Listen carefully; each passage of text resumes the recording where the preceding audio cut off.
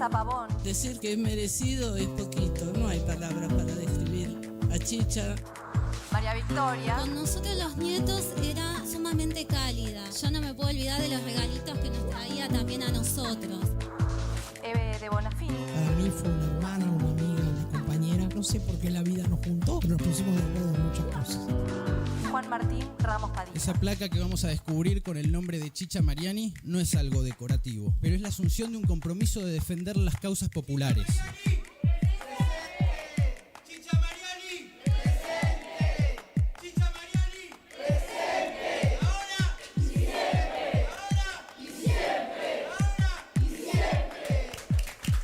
Radio Caput.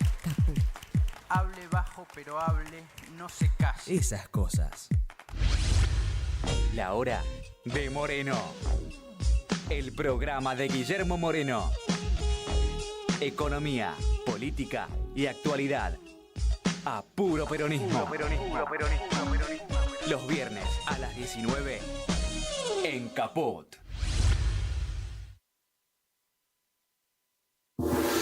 ¿Querés arrancar la mañana bien informado? Infosiberia, las noticias en tu celular. Manda un mensaje de WhatsApp al 1128679078 y recibilo gratis todas las mañanas. Vos sos la única que me haces feliz cuando nadie te dice la verdad. Infosiberia, las noticias en tu celular.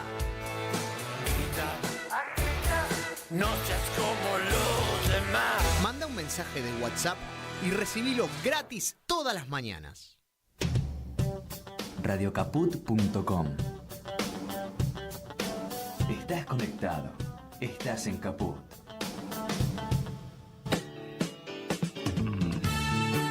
Quererse libre. Un intento de humanizar la realidad. Quererse libre. Con Lía Méndez, Fortunato Morrone y Jorge Pardés. Un programa para la libertad. Para la libertad.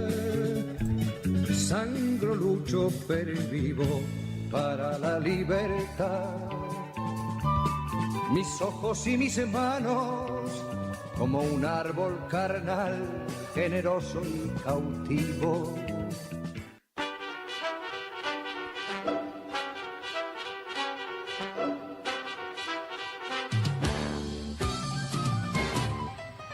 Probablemente en su pueblo se le un poquito despeinada, ¿no? Buenas tardes. Y bueno, hay que cuidar la imagen. Siempre nos sorprende el aire. Veo que se me han parado los pelos, pero bueno. ¿Cómo está, compañera? Estoy muy bien. Yo no sé. Estoy muy bien, personalmente estoy muy bien. Me alegro. Yo no sé por qué lo siguen presentando a Fortunato. No sé porque. Bueno, ahora con la nueva ley. Lo podemos despedir. Lo vamos a apretar. Lo podemos despedir. Lo podemos despedir, no le pagamos nada, le decimos que venga los días que nosotros queremos. Si llega a tropezar en la vereda de acá de Sarmiento, nada, le bajamos el sueldo al mínimo. No lo dejamos ir al baño. Mejor. Que se haga pis encima. Algo así. Y vamos a estar respaldados por la nueva ley. Mira, justamente en relación a eso, yo quería saber cómo te sentís vos, Lía Méndez, habiendo sido diputada de la ciudad. ¿Cómo te sentís vos con el activar de estos parlamentos de estos días?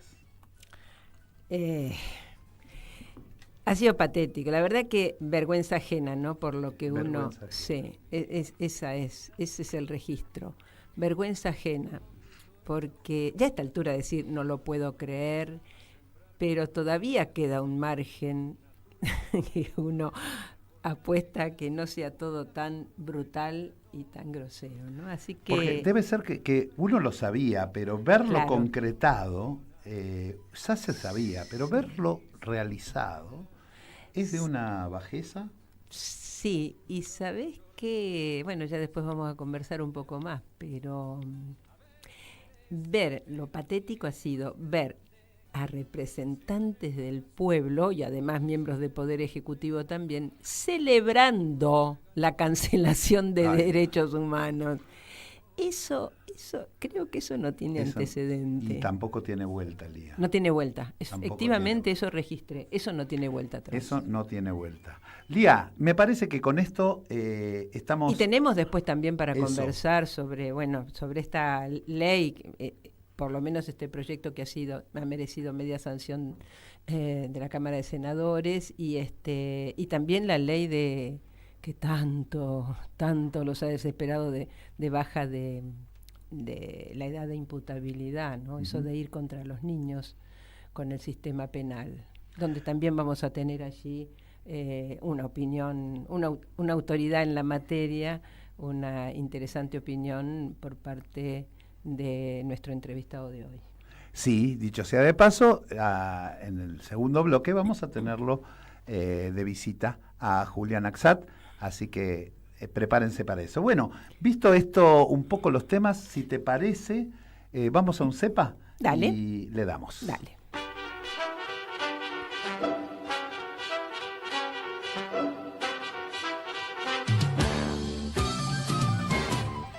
Ahí tiene.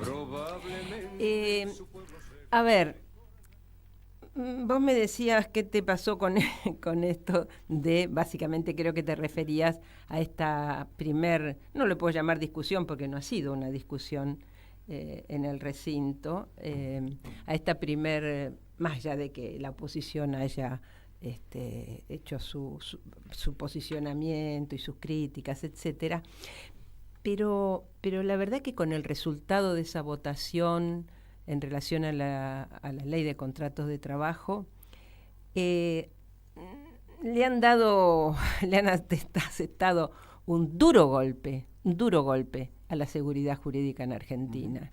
Y decir que le han dado un duro golpe a la seguridad jurídica, estamos hablando del Estado de Derecho.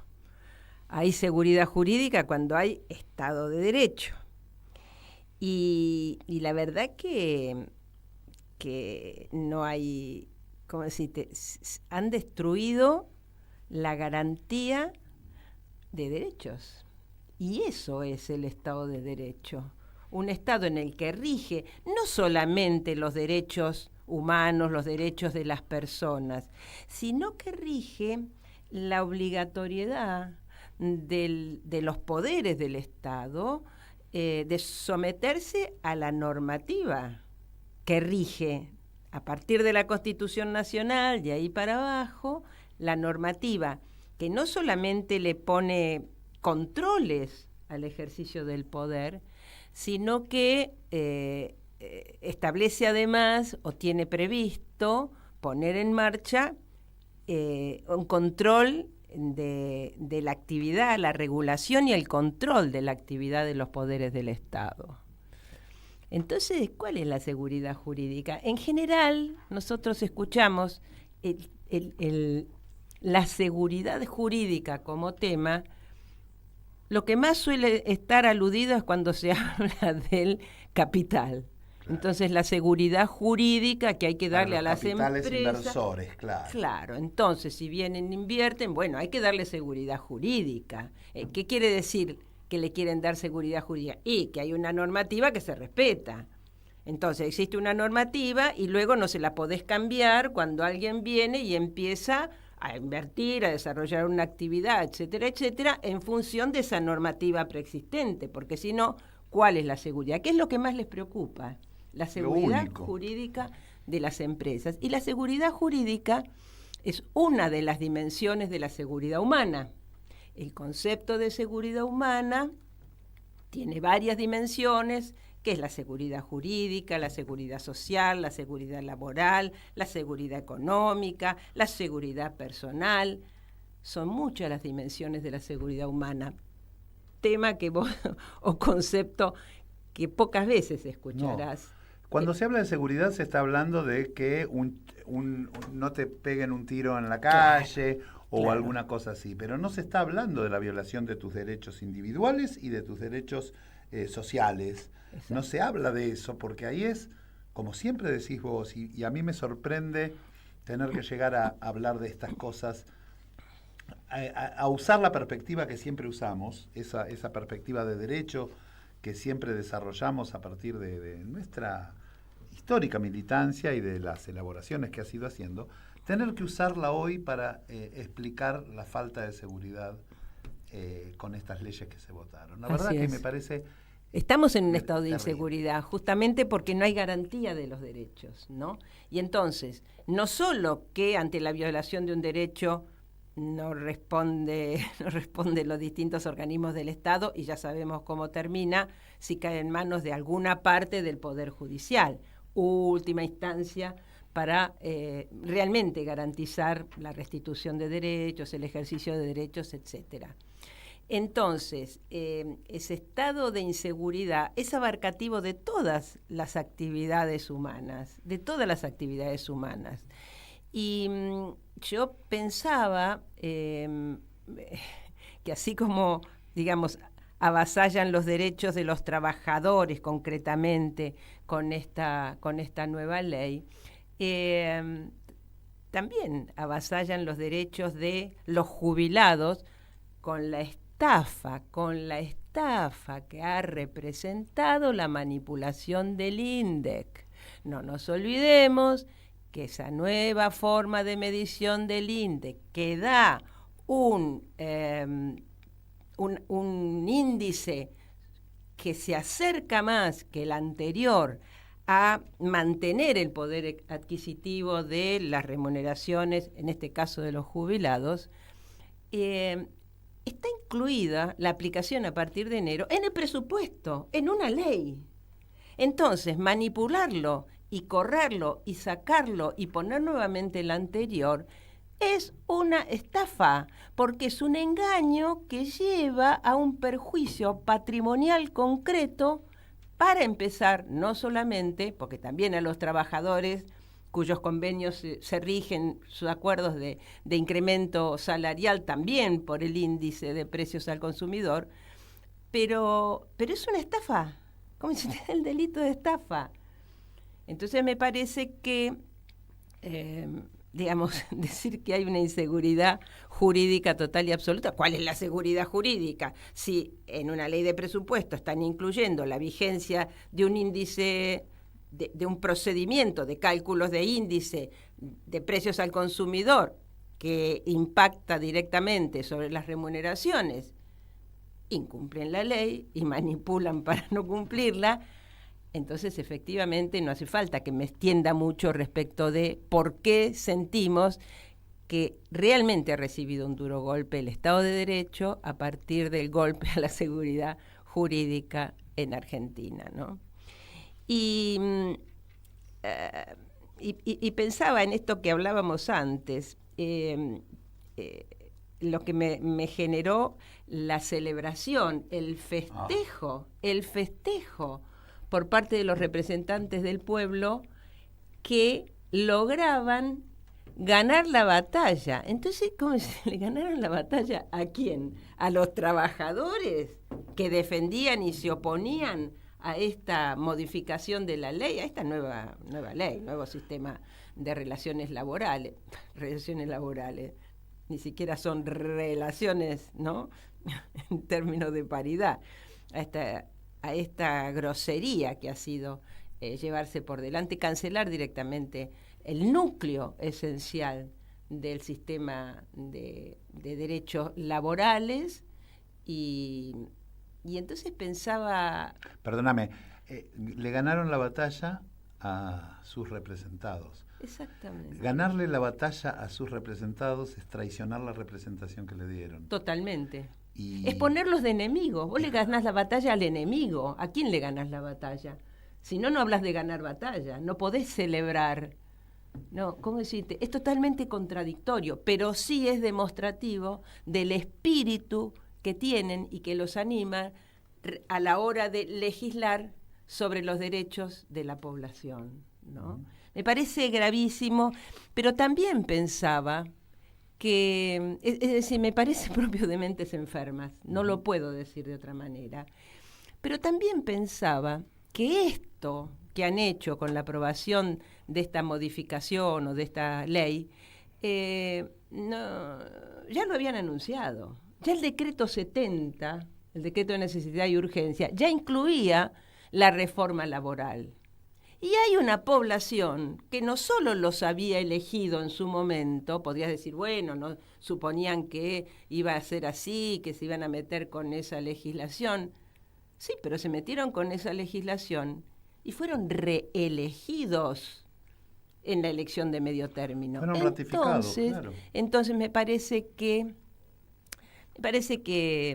tenemos un problema social, estamos viendo, creo, como la última etapa, el último tramo, la decadencia propia del último tramo de un proceso de descomposición. Eso creo. Que no cierra el futuro, no es que sea un proceso de descomposición, entonces todo muere ahí. Pero hay muchas cosas que van a morir ahí, para que surja un mundo nuevo. Algo verdaderamente transformador. Yo creo que nuestra sociedad ha experimentado desde el 2001 a esta parte todo un proceso de intención de cambio y de algún modo surgieron procesos como después de las asambleas, cuando llega Duhalde, digamos, que se ordena de algún modo, pero se ordena desde la misma perspectiva que venía.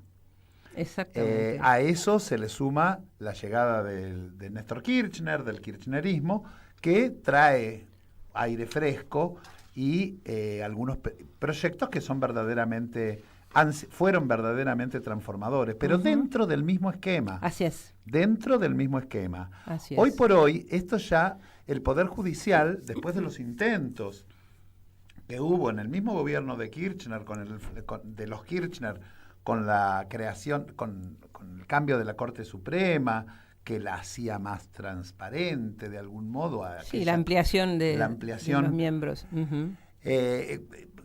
Después de todo eso, igual el Poder Judicial demostró su debacle, su caída, y que termina con la prisión de Cristina Fernández de Kirchner. Así es. El Poder Ejecutivo está absolutamente corrupto o corrompido, no sé cómo se dice, en función de todas estas traiciones que le va haciendo al propio pueblo y básicamente a partir de los endeudamientos, más allá de cualquier cosa, de la vuelta al fondo y de los profundos endeudamientos.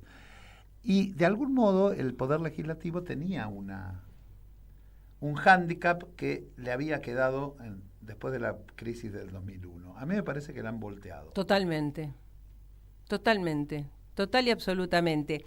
Yo me preguntaba dos cosas, ¿no? Por un lado, cómo lo que no pueden fundamentar, terminan fundamentándolo con eslogans. O sea, a ver, el que las hace las paga, ¿no? Son como la fundamentación de aquellas normativas que intentan modificar. El que las hace las paga. Delito de adulto, pena de adulto. ¿Qué quiere decir eso? Total, ¿cómo decirte? Es insostenible hasta como eslogan, ¿no? Y entonces yo digo, muy bien, a ver, en base a mentiras, a falsedades obscenamente expuestas, han llegado a la votación para lograr esta modificación a la ley laboral, y entonces lo que dicen, vas a ver que con esto ahora va a crecer el empleo, va a haber el crecimiento de la economía. ¿Quién va a poner la cara cuando ese resultado no se corrobore? Porque no se va a corroborar, porque es más que evidente, y está, digamos, afortunadamente está suficientemente explicado por los conocedores del tema, por autoridades en la materia, de que eso no se va a producir. Se sigue achicando la economía. Aunque no te pague sueldo, ¿quién te va a emplear? ¿Para hacer qué? Si la capacidad ociosa de las empresas es impresionante, supera el 50%.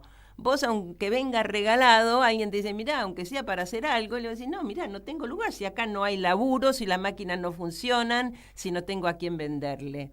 Es tan evidente la mentira que, bueno, a ver qué hay que esperar ahora. Muy bien, ahora va a crecer el empleo. ¿Cuándo va a crecer el empleo? ¿Cómo va a crecer el empleo? Explique, ahí tiene la ley. A ver, explique. Sí, la ley no tiene nada que ver con el crecimiento del empleo y esto se va a corroborar, pero hay un problema de ritmos. Los ritmos de la toma de conciencia de la sociedad que está empezando a avanzar en algunos sentidos, y yo creo que esta ley ha terminado de explicarle a muchos de los votantes de Milei que era toda una farsa. Y yo creo que están empezando a sentir, por lo menos los jóvenes trabajadores que lo votaron. Porque los jóvenes trabajadores que lo votaron hoy, o cuando se confirme la ley en diputados, que se va a confirmar, sin lugar a dudas, por más que algunos peleen fuertemente, como Aguiar de la CTA y algunos otros que merecen ser mencionados, pero ahora voy a los... Ahora voy. Te estás dejando un espacio. Ahora voy a eso. Ahora sí. Rescato lo que están, pero la gente, los trabajadores están empezando a tomar conciencia. Lo que sí creo, y me gustaría que me dejes expresarlo, es que otro de las estructuras que han muerto con esta ley es la de la CGT tradicional. Yo siento que la estafa que le han producido a sus representados, a los trabajadores que deben proteger, con eso de no están las condiciones para el paro general, nunca van a estar las condiciones, porque no han hecho absolutamente nada para generarlas.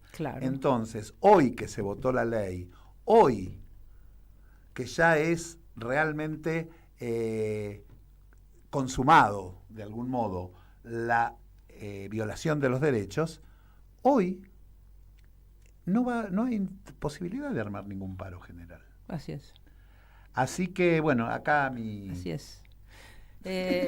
Sí, mucho para conversar. Yo creo que tenemos que rescatar las asociaciones de trabajadores, de sindicatos que se van nucleando por fuera de la CGT y que me parece que llevan adelante genuinamente una lucha a favor de los trabajadores, que no son los que se enriquecen, que no son los que tienen autos de alta gama, los que tienen...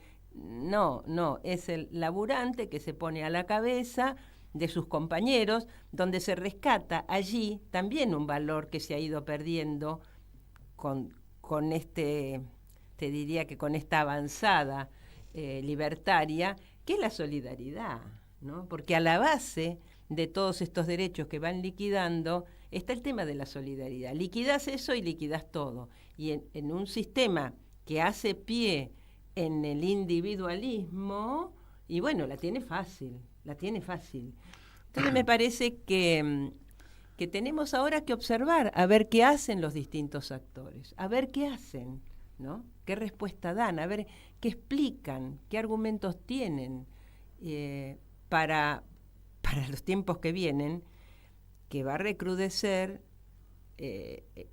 esta pobreza que avanza aceleradamente, cada vez más sectores sociales marginados, sin posibilidad de encontrar laburo, sin posibilidad de pagar un alquiler, ni siquiera de una pieza. Bueno, entonces, a ver, lamentablemente hay que decir, veamos, porque eso ya se sabe. Y entonces habría que actuar justamente con políticas que prevean la situación, la posibilidad, y den una respuesta integral para evitar que tome ese rumbo la política. Pero no hay tal política, no les interesa. Por lo tanto, o sea, tienen al pueblo como enemigo. ¿Cuánto hace que lo venimos diciendo? Milei tiene al pueblo como enemigo, le va quitando todo, lo va asfixiando. Entonces, ¿cómo decirte? Hay que pasar a otra situación. Esto es una etapa de decadencia muy grande. Bueno, siga de largo, termine este proceso decadente y de descomposición, y entonces simultáneamente va surgiendo algo nuevo. Estamos en ese momento. Lo que pasa es que tenemos que poder poner la mirada en eso que está, no que ilusionamos con que esté, que está efectivamente, ¿no? Nos vamos a ir a un tema musical. Yo te voy a convidar un mate para que escuches el tema musical que no seca. sé ni siquiera qué vamos a escuchar, porque lo eligió Martín Loza, a quien saludamos, y acaba de decirme por la cucaracha que vamos a escuchar a uno de los cuales yo soy fan, a Milo J con Maravilloso. Invisible. Así que mientras te tomás un mate, que acá te lo doy, por favor, vamos a escucharlo a Milo J. Y volvemos en un ratito. La la la la la, la la la la la, la la la la la, la la la la la. Rancho yo he quedado solo y mi perro sin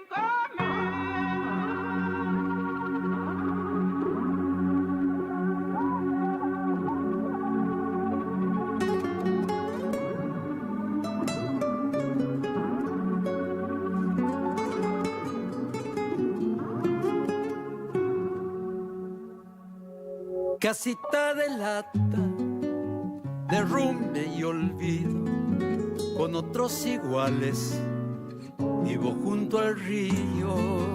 Nunca fui a la escuela, no leo ni escribo, y si andan peleando por el voto mío.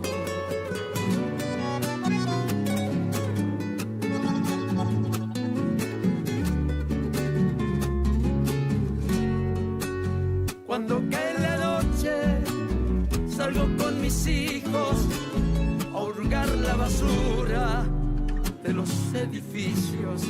Sueño con un sueño que me está prohibido. Soy el invisible, el que nunca ha sido.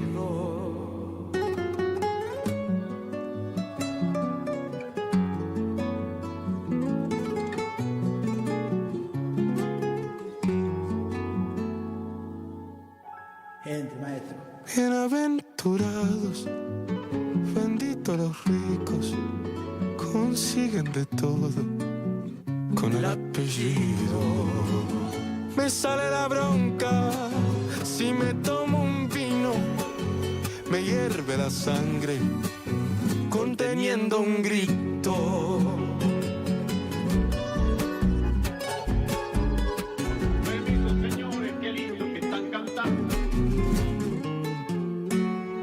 Nunca me he afiliado a ningún partido, no quiero limosna, no soy un mendigo. Sueño con un sueño que me está prohibido, soy el invisible, el que nunca ha sido. La, la, la, la, la, la, la, la, la, la, la, la, la, la, la.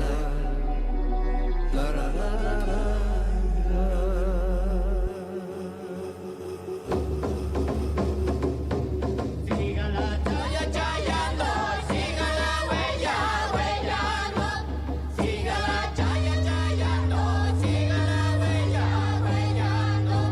Hagamos la cacharpaya y que no se vaya llorando. Hagamos la cacharpaya y que no se vaya llorando.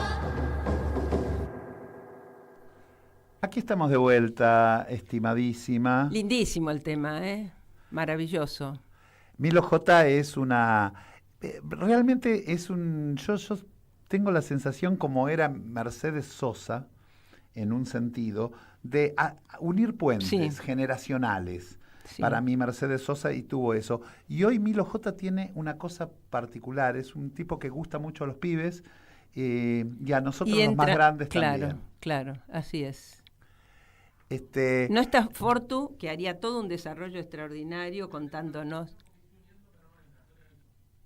Bien. Haría todo un desarrollo extraordinario contándonos el origen, cómo, pero nosotros solo podemos decir que lo admiramos a Milo J, que nos parecen extraordinarios los temas, y bueno.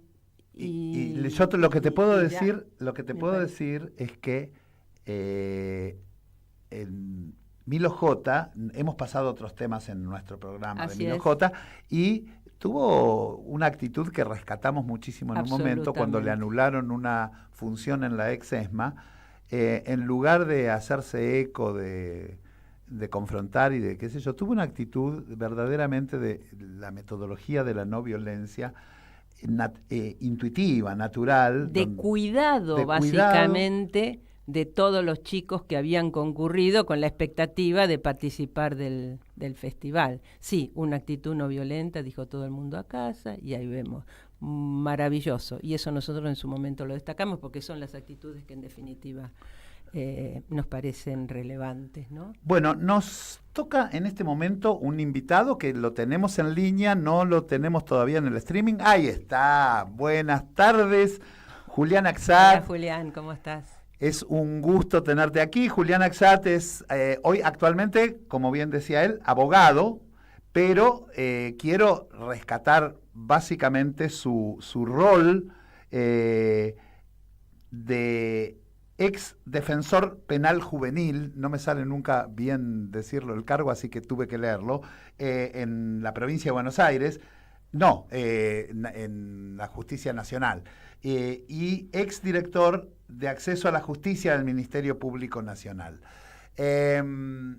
Fundamentalmente, aparte de ser un amigo de la casa, lo invitamos como escritor, porque aparte tiene un libro que hemos leído y que Diario de un defensor de pibes chorros, que nos interesa particularmente en estos tiempos.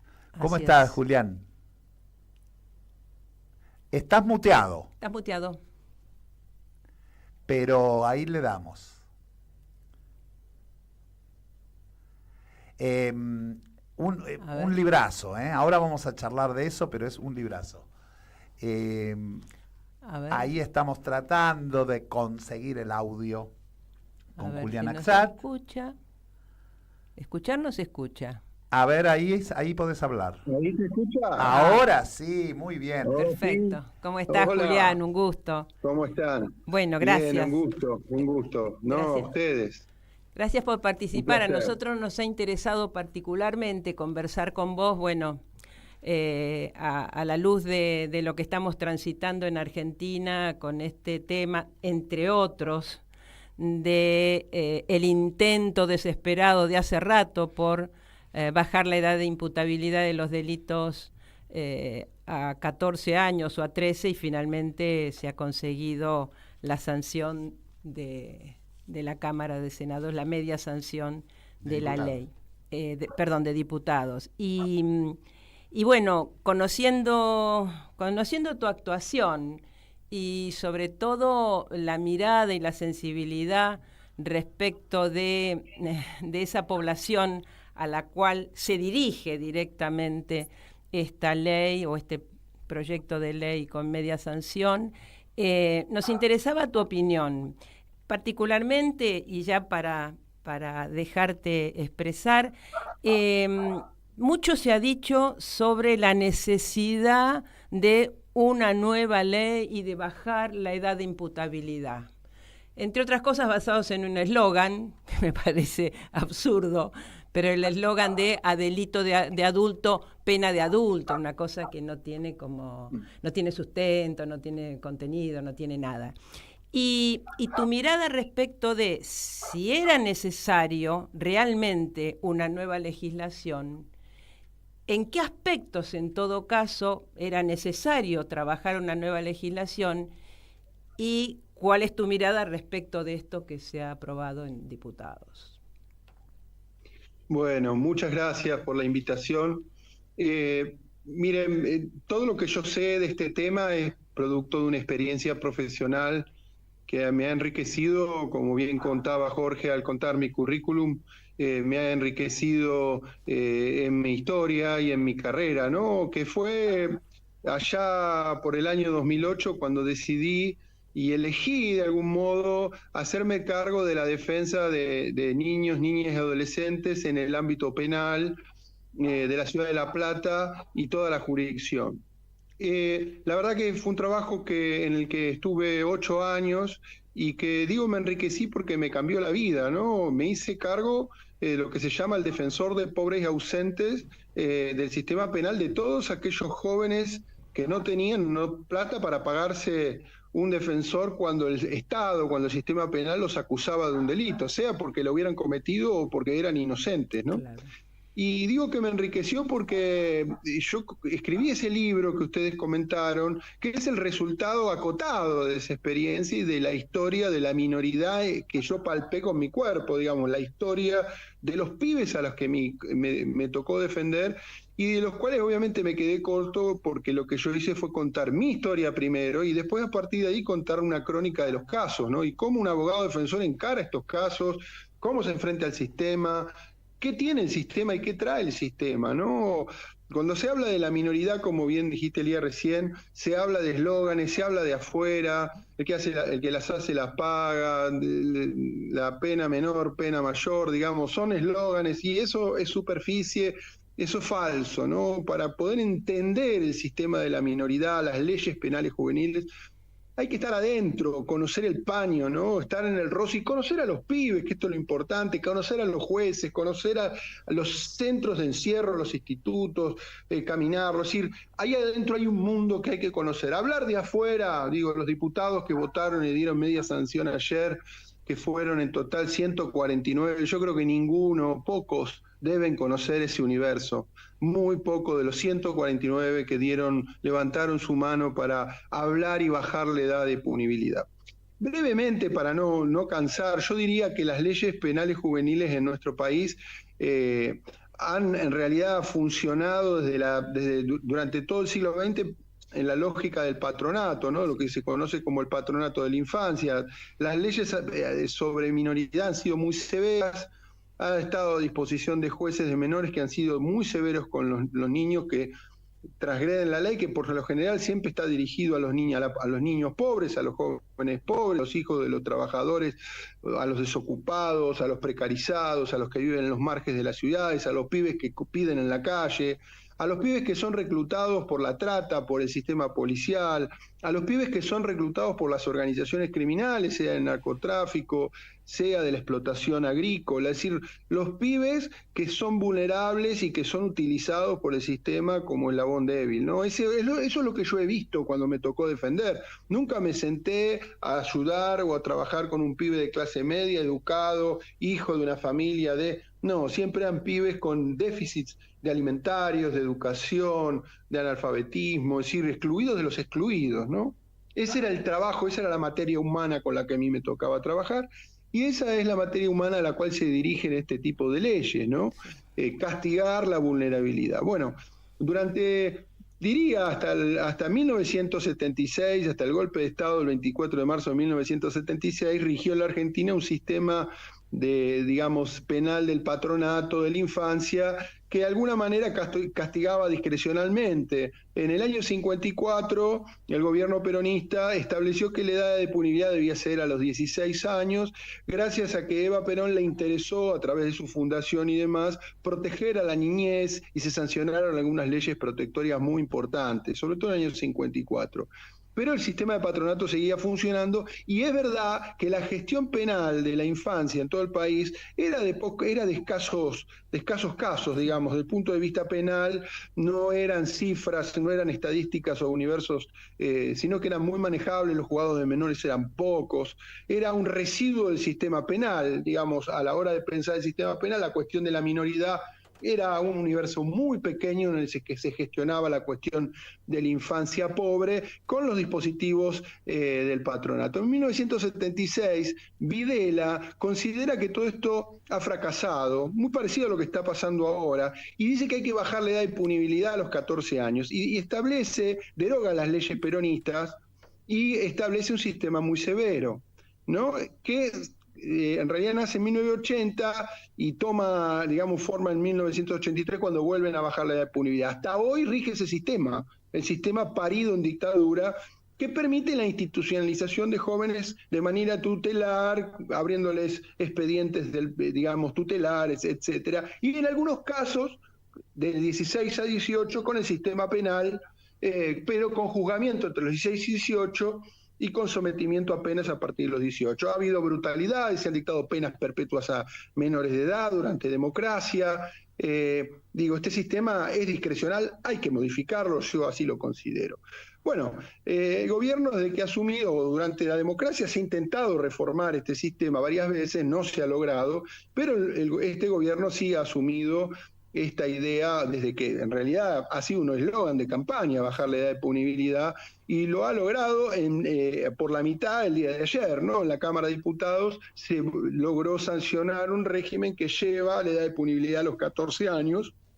Eso establecen los primeros artículos, es decir, se puede juzgar a menores de edad como adultos desde los 14 años, y se establece también un sistema de penas y castigos de acuerdo a hechos, ¿no? Por supuesto, con un máximo de 15 años para aplicar para aquellos adolescentes que cometieran delitos entre los 14 y los 18 años, con la posibilidad de penarlos por debajo de los 18, algo que Videla en su ley no había establecido. Y también fija una serie de salidas alternativas a la prisionalización, si en el caso de que los jueces consideran que no va a aplicar estas penas, de salidas restaurativas, salidas, digamos, alternativas a la pena, ¿no? Pero sí casos de enjuiciamiento criminal de menores de edad. Y también lo que establece la ley es un sistema para crear en todas las provincias del país una ingeniería punitiva, digamos, bastante descomunal, con la creación de juzgados, fiscalías y demás, otorgando un presupuesto. Esto es lo que los gobernadores, o muchos gobernadores, no todos, no quiero ser injusto, muchos gobernadores le pidieron al gobierno que para poder levantar la mano y votar esta ley, hubiera garantizado un presupuesto para construir cárceles especializadas. Ese es el concepto, que para mí es un eufemismo, porque muchas veces el concepto de especialización esconde la convivencia con, digamos, de personas reincidentes o adultas con niños y adolescentes, y una mezcla que produce, digamos, adentro del sistema carcelario un huevo de la serpiente. Y bueno, bajo estos lemas y bajo la creación de un presupuesto, crear un fuero de responsabilidad penal juvenil a nivel federal en todo el país, lo cual es para mí una desgracia, porque la estadística que la Corte Suprema de Justicia viene publicando año a año, si uno entra a la página de la Corte y pone estadística del Sistema Penal Juvenil Nacional, es que el problema es bastante insignificante, que no tiene demasiada entidad, que aún con la ley de Videla para acá, que aún con el régimen de la edad, 16 años, y el sistema del patronato por debajo y demás, los universos de jóvenes y adolescentes que vienen siendo penalizados y gestionados por el actual sistema de justicia son universos pequeños, son universos chicos. Cuando yo fui defensor en la provincia de Buenos Aires, tenía, digamos, los casos que me tocaban, eran manejables, digamos, la policía seleccionaba a los jóvenes, tanto porque había causas o porque les armaba una causa y yo iba, asistía y demás, pero eran universos de jóvenes manejables, no por operadores como nosotros, en mi caso y demás. Yo creo que el volumen que va a incidir esta creación, que va a producir la creación de esta ingeniería penal, va a ser un universo mayor y va a escalar la estadística que la Corte Suprema está exhibiendo, solo porque la experiencia dice, y solamente voy a mencionar esto porque lo conocí, lo visité, las veces en Chile, en el año 2007 se implementó un sistema penal juvenil como que ayer se sancionó, muy parecido al sistema chileno, y se bajó la edad de punibilidad a los 14 años. En Chile, el sistema penal juvenil hasta el año 2005-2007 tenía la edad de punibilidad fijada en 16 y tenía un sistema que era manejable con pocos operadores, ¿no? Con pocos operadores.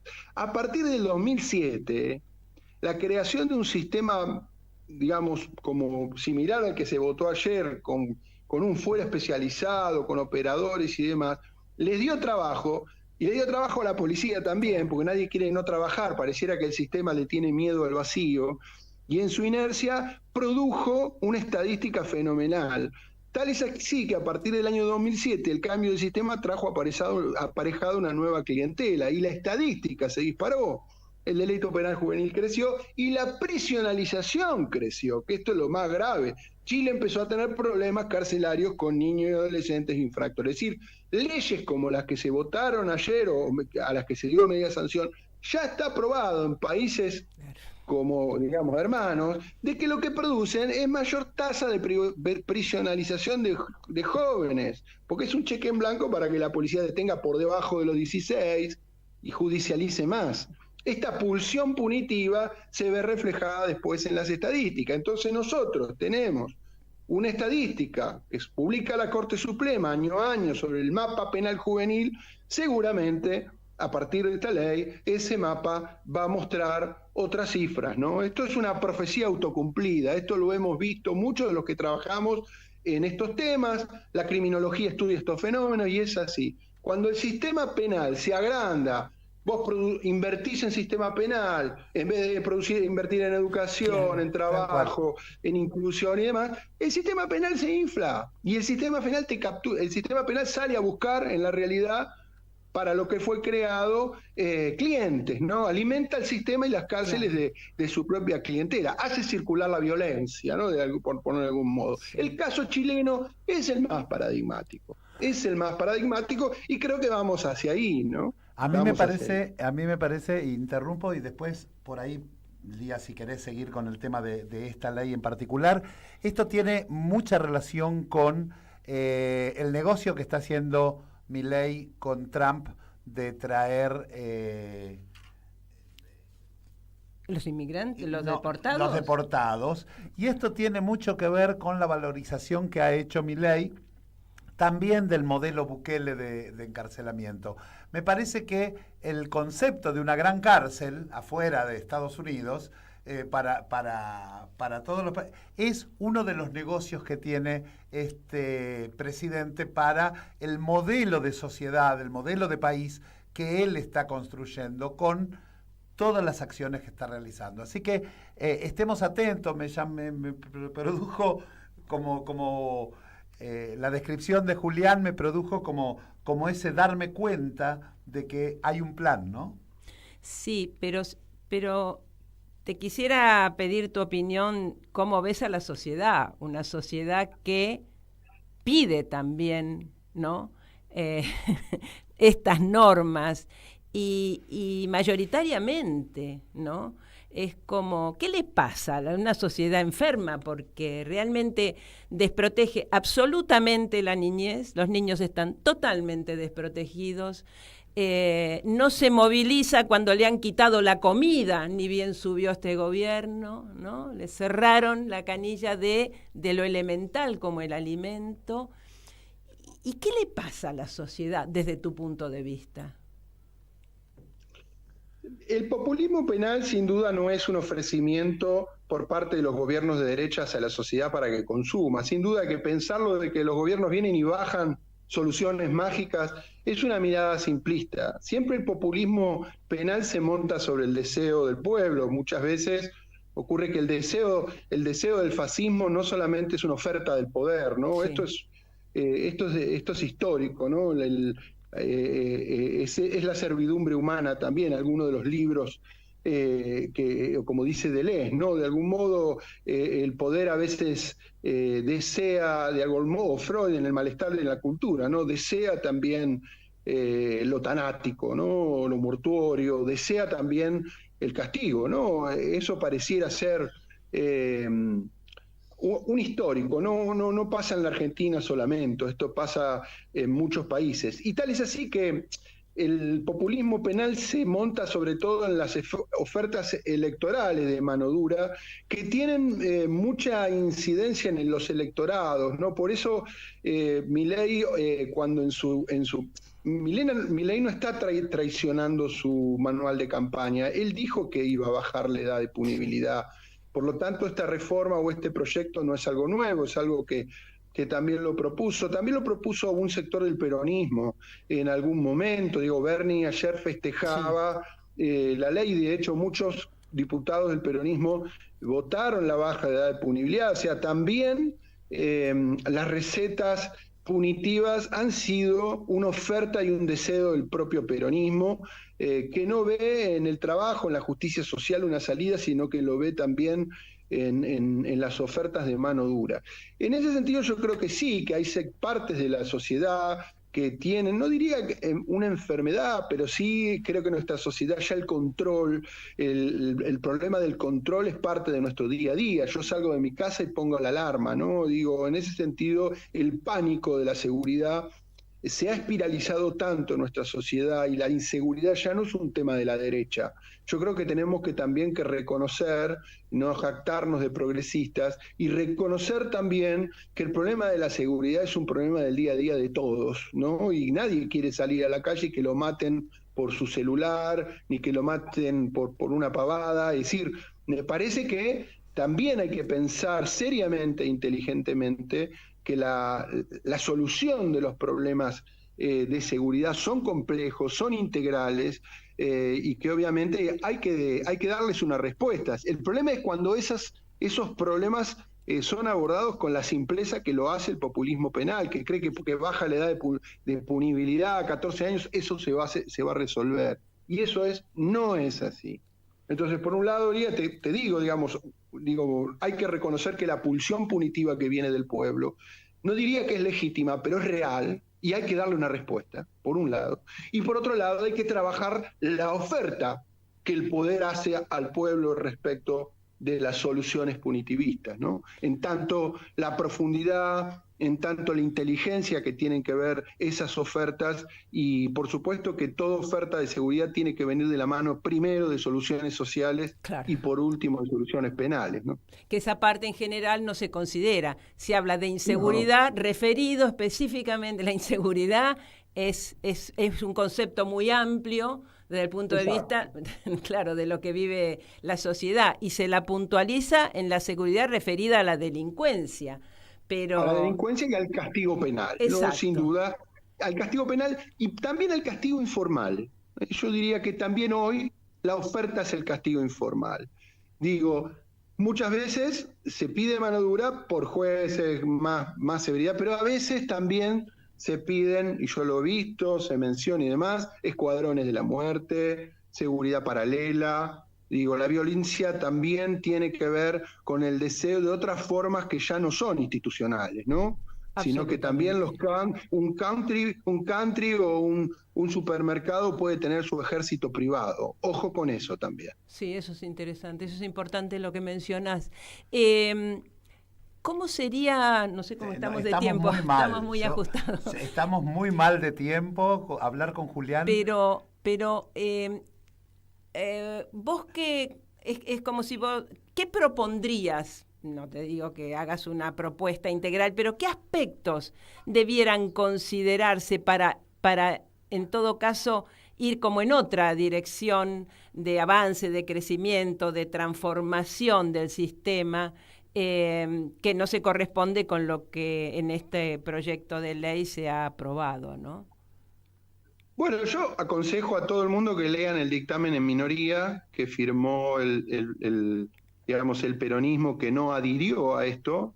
Fuimos muchos los abogados que participamos de la construcción del artículo 3 de este dictamen, que establece sucintamente que la ley debe fijar la edad de punibilidad en los 16 años, y por debajo debe haber toda una estrategia de abordaje social e institucional que no debe ser punitiva y que debe ser un esquema de promoción y protección integral basado en dos leyes principalmente.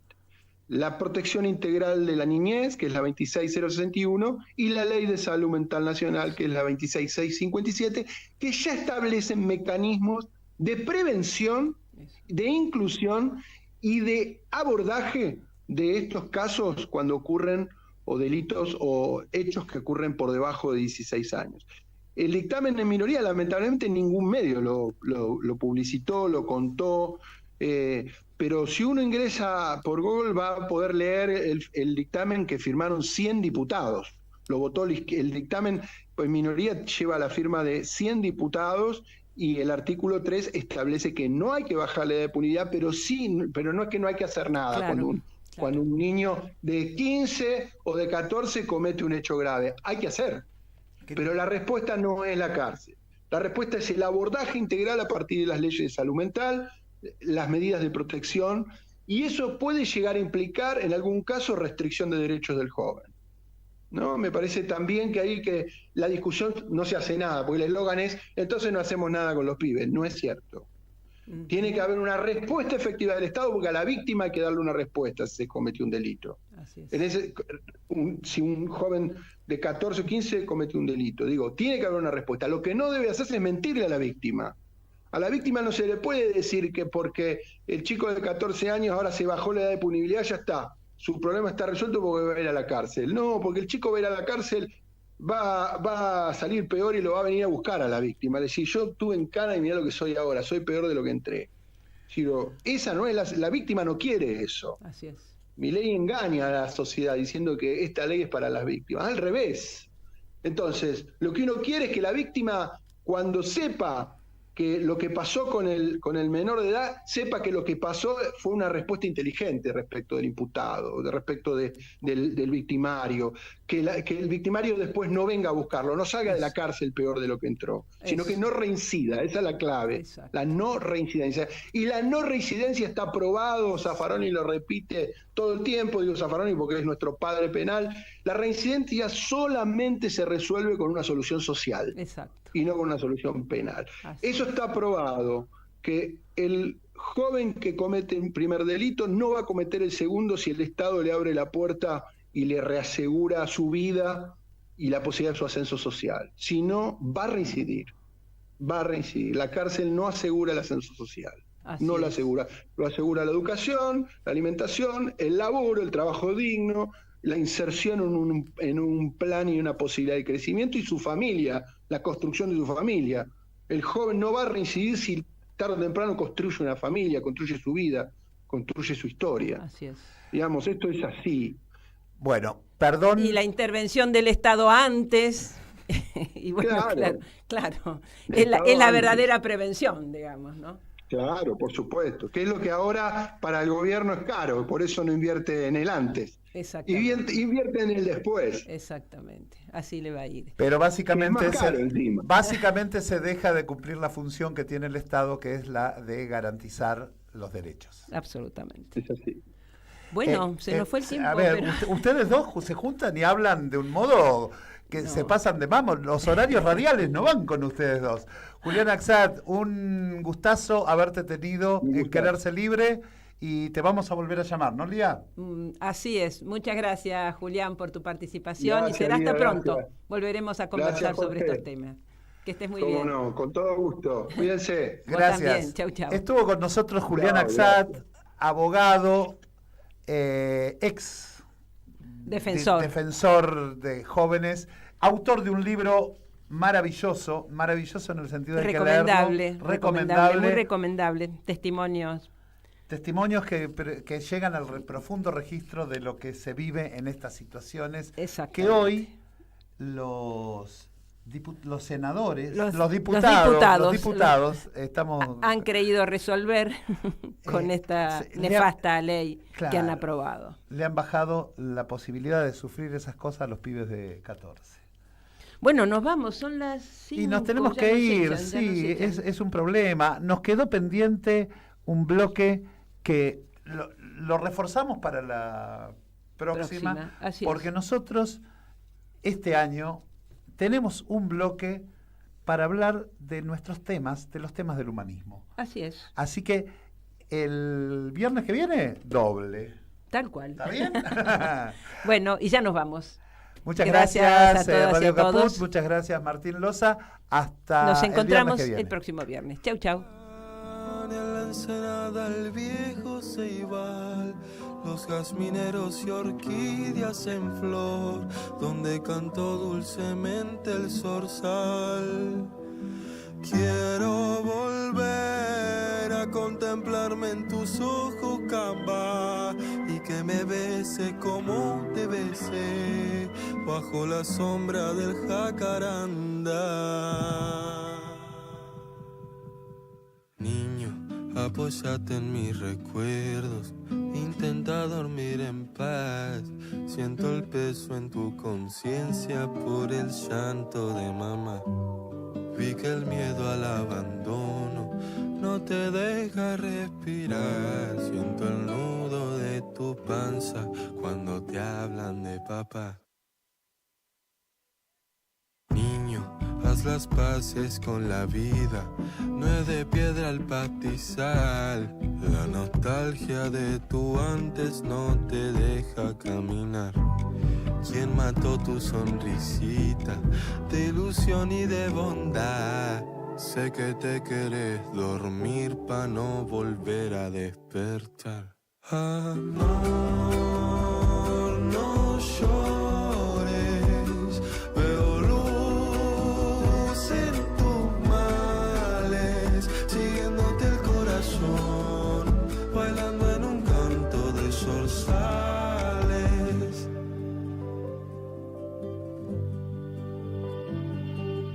Niño, soy un hombre con tristeza, sé del peso en tu verdad. Escaparte por robar porque robas para cenar. Vi tus dedos en el barro con olor a libertad. Sé que te querés dormir pa' no volver a despertar. Por el mundo va de pillo con alma de caramelo. Vi la vida en tus nudillos y su odio en tus hoyuelos. Le resata a unos amigos, pues no todos van al cielo, pero vos sos un grial. Amor, no llores, veo luz en tus males, siguiéndote el corazón, bailando en un canto de zorzal.